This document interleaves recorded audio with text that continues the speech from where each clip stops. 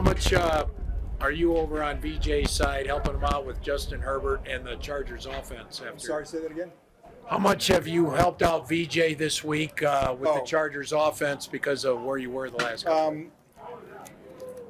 Look, it's a different coach over there, different guy calling plays. So, maybe some insights on players, but they're getting most of their information off the film.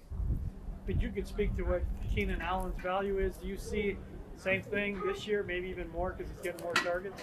Yeah, I think he was hurt for a good portion last year, but one of those guys that's always open. As a quarterback, you can kind of hang on him because he's going to do something to get open, and he's not going to fool you. Great hands, great route runner, super smart. He's kind of been doing it his whole career, and everyone who's played with him will tell you the same thing. It's just, he's one of those special players. I know that every drive that ends in a goal-to-go situation is different with different circumstances, but what are some of the threads you think you guys need to do more efficiently to get your touchdown rate up? Yeah, I think, I'm sure Sean would tell you that running the football is always a premium down there. Space decreases. It's harder to get completions.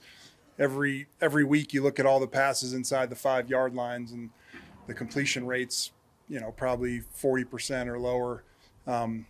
And so, running the ball is a premium, and then, getting to the right passes when it's time to pass, and certainly the third down plan is key there. So it's just a combination of everything. Been a lot of talk this week about how you guys were heavy on the deep ball the last game. Can you talk about that and how your overall performance was? I think, we hit, 3 of them. There were certainly some opportunities to hit some more. I think we had a drop in there. We had another one where Jerry got open, but the protection kind of broke down.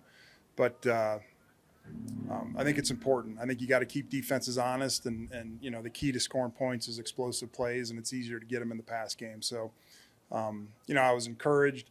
Wish we would have hit a couple more. I think it could have been a difference in the game, but always something that we're emphasizing. I know you weren't here when Javonte suffered his injury, but the way he's attacked his rehab this offseason and comeback, just what's impressed you about?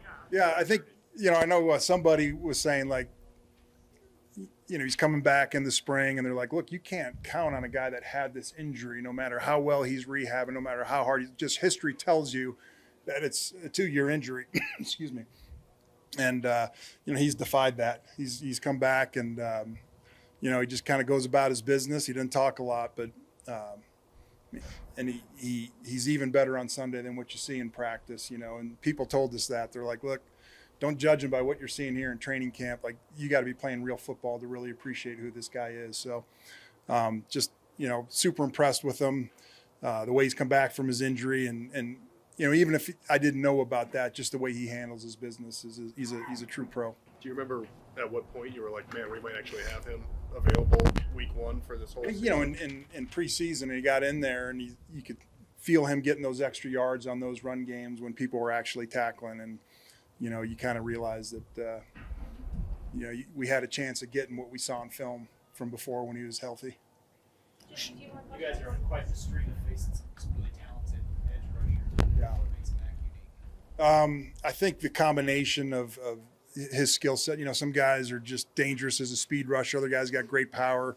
He's got it all. He's a really good run defender.